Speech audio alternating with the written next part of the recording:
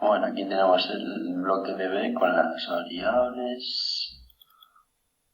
Este es el interruptor con el SR, el pulsador de marcha con los flancos y la salida, que es la salida del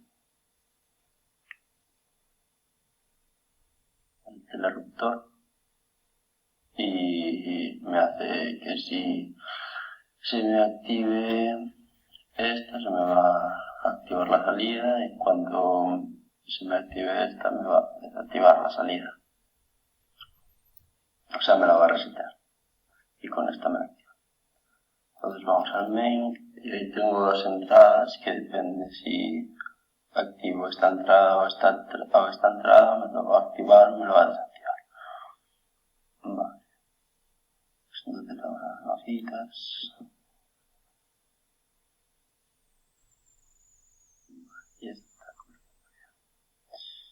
Entonces, cuando yo le pulso en el marcador, se me activa. Y cuando yo le pulso en el marcador 4,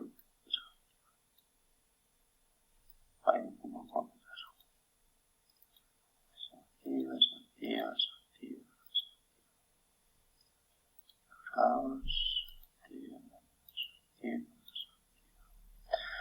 Vale, y vamos al bloque F1, activa.